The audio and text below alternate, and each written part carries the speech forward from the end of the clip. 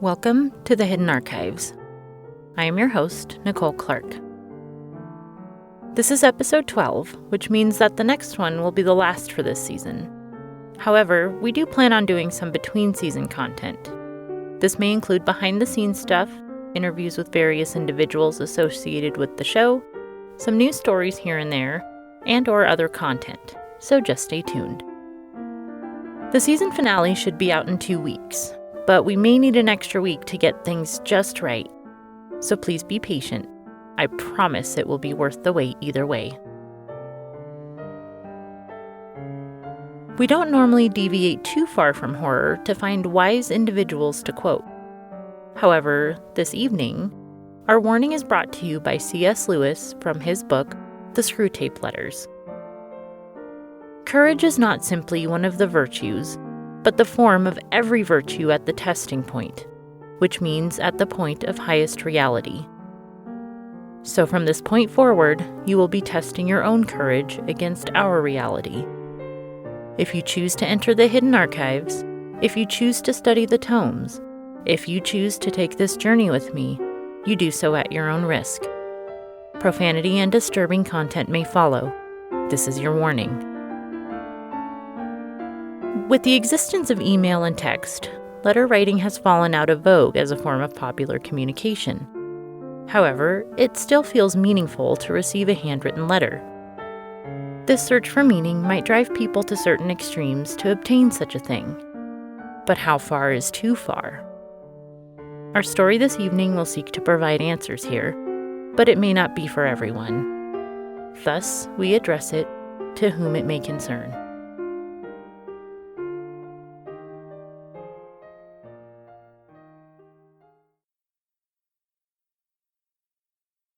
Dear Mr. Krane, I heard about you through a friend of mine. They said you can help me. You see, my brother committed suicide about 3 weeks ago. There is a whole bunch of speculation about his death, even though the police proved it was a suicide. The thing is, well, he left no note.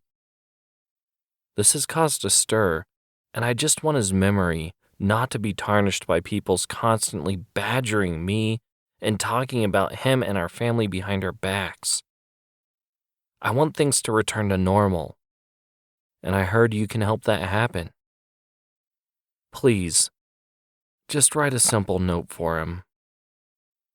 I have attached a journal to this message with facts about him, just like my friend said to do. I know you do not like to be contacted by your customers other than with the finished product. Thank you.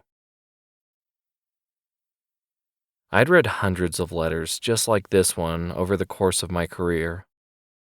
Always a similar story. Someone committed suicide without leaving a note. Someone was accidentally killed in an embarrassing death. Or cause of death couldn't be explained. These were the types of deaths that loved ones wanted to keep secret or have an explanation for, something to tell people to shut them up. So they would write to me, Max Krane, explaining their circumstances, and I would send them a well-crafted suicide note that fit the situation. My goal was to help provide closure, to make up answers for people to help them move on. And I was damn good at it too. With a degree in forensics and one in psychology, I could pick apart the details of a person's life and death and put together a very convincing note. In my mind, I was helping people return to normal after such a tragic loss. And I always made sure to remain completely underground. If people started finding out about me, then all of my work would be for nothing. I finished reading the letter and turned to the journal. There were plenty of facts for me to peruse. Details upon details of the deceased interest, irritants, people he loved, those he hated. There was more than enough to work with. This only required a short note. Most of them did. The more you wrote, the more fabricated they seemed. Short and sweet, so that people could move on in much the same way. It only took about an hour to finish this one. At just over a paragraph long, it was shorter than most of what I usually wrote. So I decided to check another letter. I usually received 3 to 4 letters on any given day. For someone who liked to remain underground and secret, this was a lot. Too many people died for no reason. It was up to me to give them a reason. Or reconciliation at least. The letters always came through snail mail. I believed that this was more personal, something real and tangible to give to people. I tore open a business class envelope and read something that was very unlike anything that I had ever read before. Krane, I have had my ear to the grapevine for a while now. I've heard of you, and I like what you do. So I figured you could help me. You see, I'm not very good at writing or expressing myself. I'm not good at anything, really. I want to kill myself. I've thought it through. There is nothing for me in this world. My family is dead. I have no friends, no job, no interest. I'm just done. I even know how I am going to do it. I just need a letter. Will you write one for me? Jeez, this is messed up, I thought. I was used to receiving letters about deaths that had already occurred. Hell, I had even received fan mail a few times. But never something like this. Not one letter thus far from someone who is planning suicide. Naturally, this set me on edge. Okay, just think, Max. If you play your cards right, you can stop a death for once, instead of just covering one up. I started crafting a reply. The best plan of action here was to be tough. Take charge, control the situation, and make them depend on me. Once I had done this, I would be the puppet master. I tore a page out of a notebook, grabbed a dull pencil from my desk drawer, and started writing in bold block letters, speaking aloud as I did. To whom it may concern. I would like to write a letter for you, but I need some information first. I don't even know your name, much less anything about you. I have to be convincing. You understand? Maybe we could meet somewhere to talk and exchange information. This would honestly help me to do my job a little better for you. I will even include my email address. Send me a message. I see no reason that we should wait for the postal service. I folded the letter, stuffed it into an envelope, addressed it, and crammed it into my back pocket. Then, I made my way out to the post office. Time was of the essence, and this letter was flying first class. The next couple of days were tense. I checked my email religiously. Finally, exactly a week later, I got a reply. Krane, I guess I understand your need to get information. We should meet, but I want to choose the time and the place. I see your games. I know you are trying to be the boss. But I have made up my mind. I'm going through with this whether I have your letter or not. I don't need it, I just prefer it. Meet me at a hotel room tonight, 10 p.m. sharp. By that time, I will have already taken a slow-acting poison. It will give me about 2 hours. I hope that is enough time for you to write. I think you understand why I'm doing it this way. I will send you another email with my room number and hotel name about half an hour before you are to be there. This is so that you can't arrive early or call the police. What was the point in responding to this email? Although I didn't originally figure that my anonymous pen pal would go to this length, I still planned on stopping them. I spent the next few hours leading up to my appointment researching poisons that acted in the manner described in the email. I searched the internet, read through medical journals, and even contacted pharmacists. However, I couldn't determine anything definitively. There were hundreds of things that, if taken in certain doses and certain ways, might act like this. Call it a messiah complex, but I needed to be the one to fix this. Sure, I could call authorities and medical aid and not even show up myself. Let someone else handle it.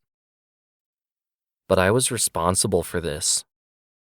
If this person wanted help, they could have called a suicide hotline, not me.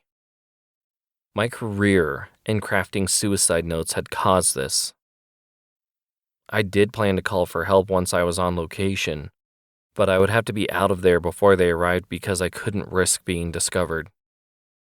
My only option was to show up and try to knock the person unconscious, search for a bottle of poison or something in the hotel room, and then call paramedics.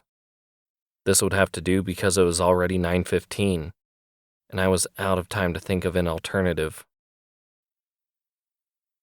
I refreshed my email inbox every 10 seconds or so, but by 9:30, I hadn't received a single message.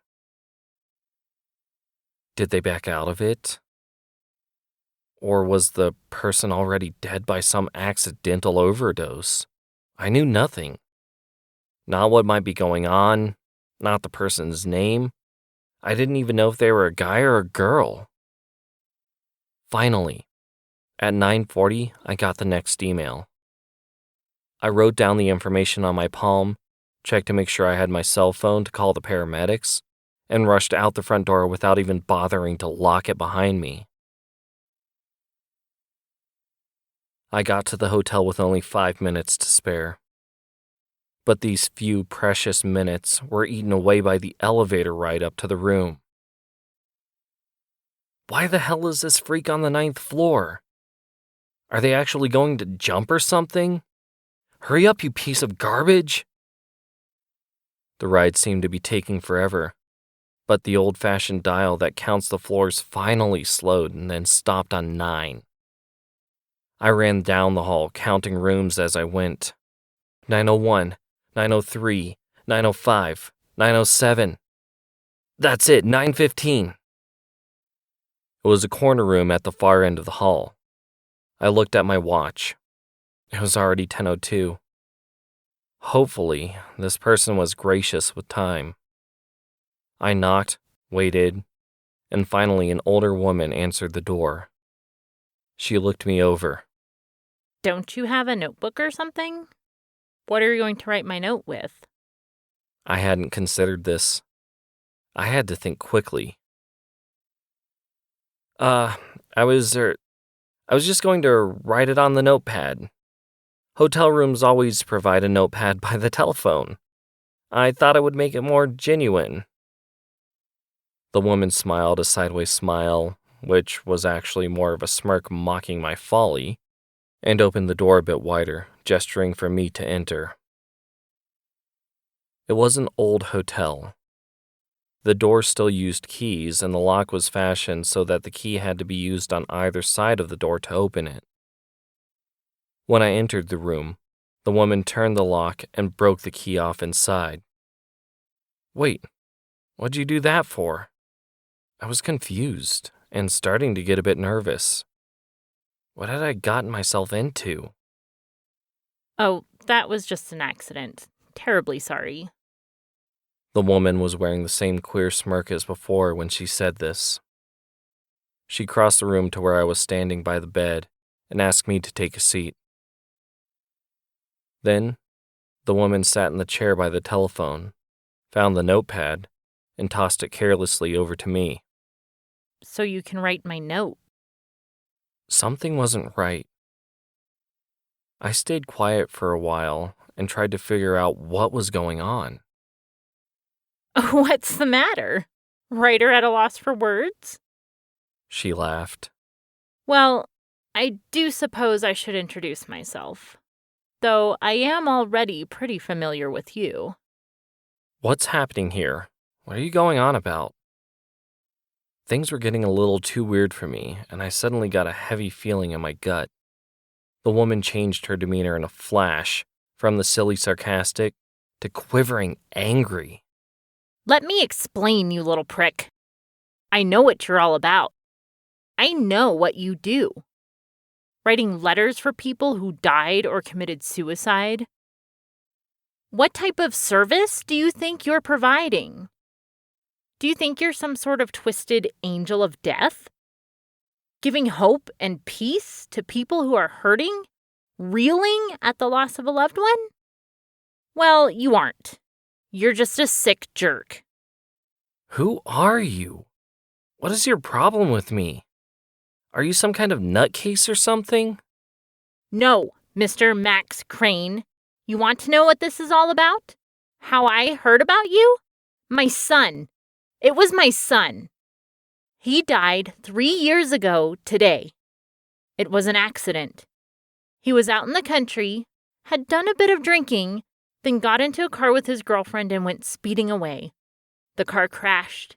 He died, and his girlfriend survived.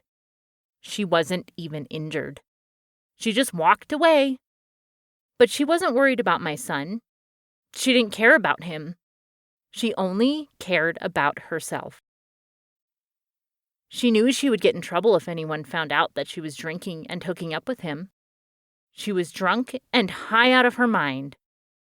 If her school found out, then she would lose any chance at a scholarship.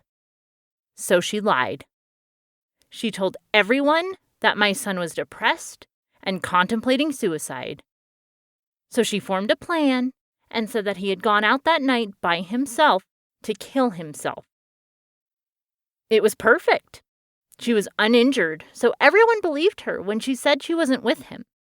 She even fooled you into writing a note which the police found a week after the crash. This sealed it. Case closed. But not for me. My family and my values believe that a suicide condemns you to hell. My son was a good boy. You hear me? He was a good boy. His father slipped into a bout of depression. The rest of the family believed that he was burning in hell, and I couldn't figure out why he had done it. How could I let my son slip away with no dignity? He was stripped of all his honor, and all he did was make a stupid mistake.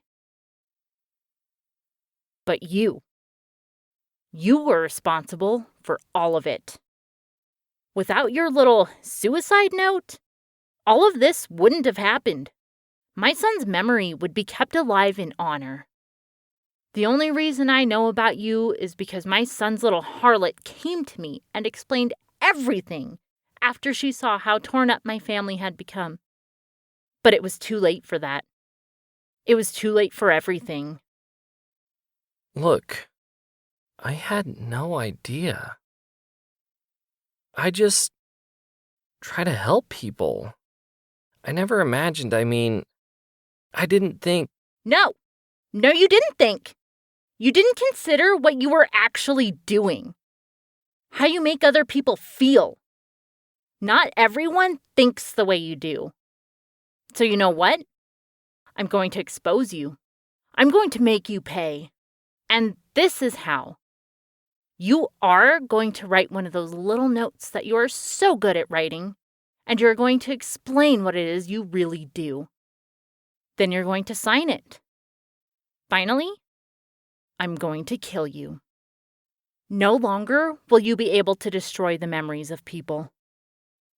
Just then, the woman took a syringe from her coat pocket and stuck the needle in my neck before I could so much as react to the situation. "This syringe is full of gasoline. Try anything, and I will push this little plunger.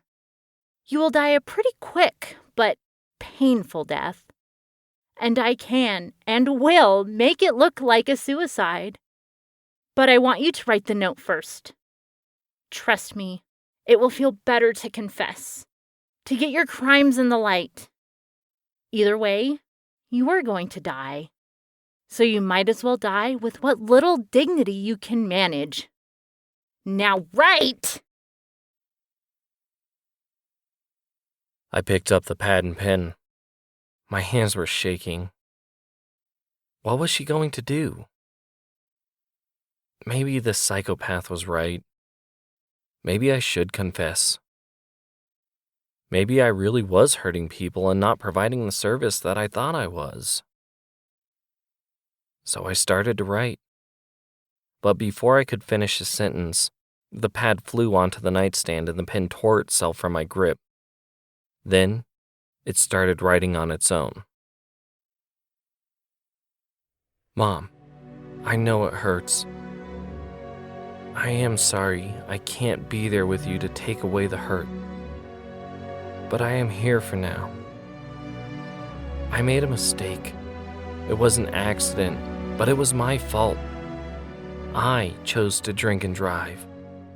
I even put the life of my girlfriend on the line. It was a stupid choice, but I made it on my own. However, you don't have to make a mistake.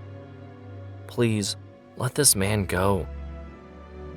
I know you disagree with what he does, and I know it feels like he has wronged you. But I would still be dead even if he was never here, and killing him won't bring me back. He honestly believes that what he is doing is right. Please don't kill him. I am okay, and you will be too." Then, the pen dropped flat on the notepad. The woman removed the syringe from my neck, dropped it on the ground, and picked up the note. There was silence. Neither the woman nor I knew what had just happened. She just sat down and started reading the note for a while. Finally, she opened the drawer on the nightstand, pulled out a pair of pliers and another key, and handed them to me. "Use the pliers to get the bit of the other key out, and go." I did as I was told. I wasn't going to hang around any longer than I had to. All the while, she just sat there on the bed holding the note, peering at this apparition through misty eyes. I walked out of the room and left the door open behind me. This time, I took the stairs down. I needed the time to think about what had just happened. I massaged my neck where the woman had jabbed the needle in. It was still bleeding and sore as hell, but I would live. Finally, I got to the bottom of the stairwell and walked into the lobby. This whole day was full of the most insane stuff I had ever witnessed. Should I keep writing the notes? Was I actually doing any good? Or was I just making matters worse? With people out there like that woman on the 9th floor, I doubted if this was an endeavor to continue. All these thoughts and more were swirling about in my mind as I exited the hotel. But as I did, I encountered a large crowd. Something was going on, but the crowd was too thick and the night too dark to see what it was exactly. So many people were gathered at the corner of the hotel. I had a hunch, so I looked up. At the 9th floor, just above where the crowd had gathered, a window was open and the curtains were blowing in the cool night breeze. Then, a small yellow piece of paper with the hotel's insignia wafted gracefully down, swirling as it did so, to where I was standing. I caught the paper and almost fainted as I started reading.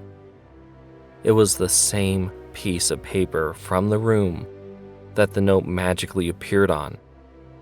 It even had the half sentence that I had started to write before the pen took charge of itself. But in the same ghostly handwriting that the original note appeared, it now read,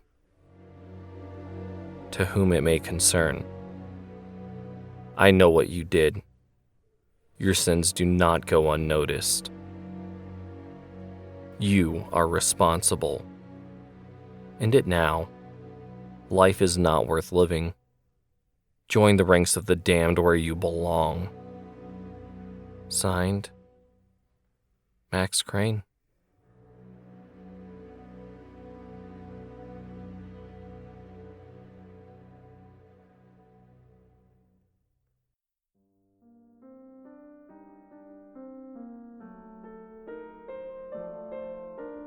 Well, that certainly was a twist on the classic haunted hotel theme.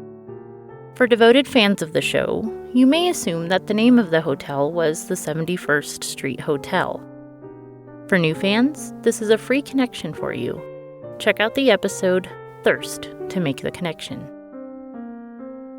Once again, we thank you for listening. There are many more stories from the hidden archives that have yet to be shared. We hope that you join us next time for another glimpse within. This has been a production of the Rhodes Collaborative Experience, LLC. Please no reproduction, duplication, or bastardization of any content without written consent from RCX or its partners. Ex animo, ex tempus, in archivum.